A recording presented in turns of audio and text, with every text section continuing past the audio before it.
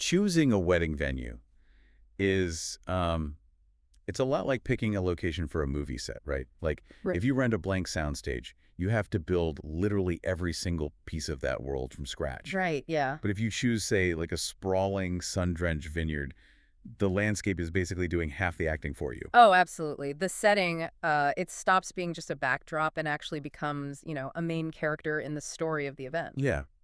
Well, welcome to today's deep dive. Our mission today is to help you, our listener, bypass that crazy wedding information overload. We're pulling out the absolute best guidance from the articles section of the Weddizer website. Right, specifically focusing on their niche venue selection guides. Exactly. We really want to help you navigate this massive, dooming trend of vineyard weddings. And I mean, it really is a boom. These venues are just incredibly sought after right now. Why is that? Well, they seamlessly combine nature with luxury. So you get these stunning photo backdrops, historic wine cellars, and of course, exceptional farm-to-table cuisine paired with premium wines. Okay, but hang on. Let me ask you this. Sure. If I'm booking a place with all this built-in natural beauty, shouldn't my budget, like, go down?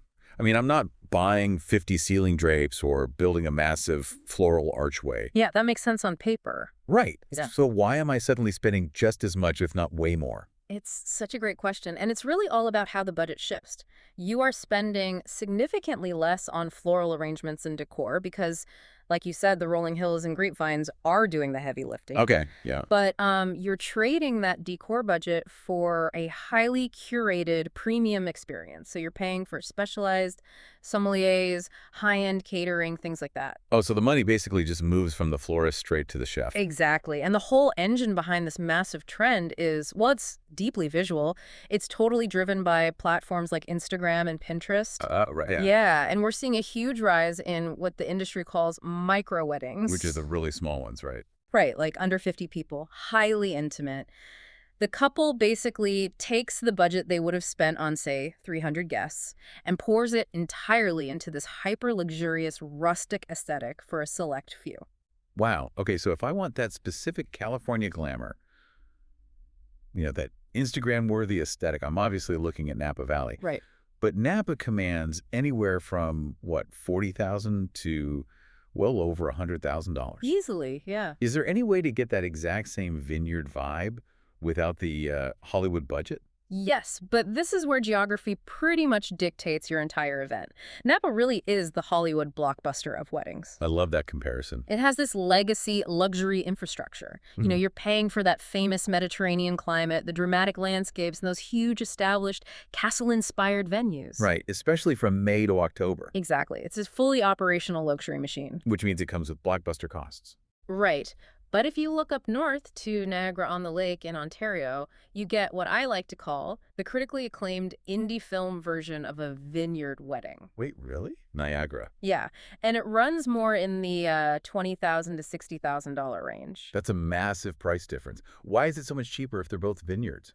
Well, because Niagara is leaning into an emerging historically agricultural charm rather than that legacy mega luxury feel. Oh, I see. It offers beautiful lakeside scenery and a much more relaxed countryside vibe. Plus, it's globally famous for its ice wine. Ice wine? Yeah, it's this really unique, sweet dessert wine made from grapes that literally freeze while they're still on the vine. It's a completely different atmosphere, and it's best experienced between June and September.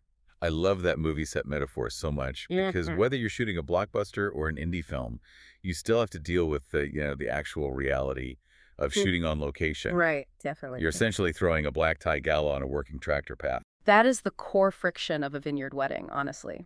It's that clash between high-end luxury and working agriculture. You are constantly battling the element. Which brings up a tiny detail that could honestly derail a $100,000 day. Shoes. Exactly, shoes. Swapping stilettos for block heels or wedges. It sounds so obvious. It really does. But it's literally the difference between looking elegant and your guests sinking into the lawn or, like, twisting their ankles in the gravel. And that's exactly why hiring local vendors is absolutely critical here. To use your metaphor again, you need a local crew who knows exactly how the set Right, operates. people who know the terrain. Exactly. Local planners and caterers, they know exactly how the gravel shifts, how quickly the evening wind picks up across the vines, and the precise moment the sun dips behind the hills for that perfect sunset ceremony lighting. Oh, that's such a good point. You need a weather backup plan, of course, but more importantly, you need people who have executed it before on that exact property. And for you listening, this is exactly why utilizing the niche venue selection guides in the Weddizer article section is just so valuable. Right, you can skip the endless scrolling. Exactly. You find perfectly tailored, practical guidance to pull off your own event flawlessly. Because understanding the gritty logistics behind the beauty is what actually creates those seamless, unforgettable experiences. Right, totally. So it really makes you wonder if social media managed to turn rustic, working farms and vineyards into today's ultimate luxury wedding destinations. Yeah. What unexpected agricultural or industrial setting will become the ultra-luxurious wedding trend of tomorrow? I mean, will we be trading in the Vineyard movie set for an abandoned factory or maybe a high-tech greenhouse? Something for you to think about.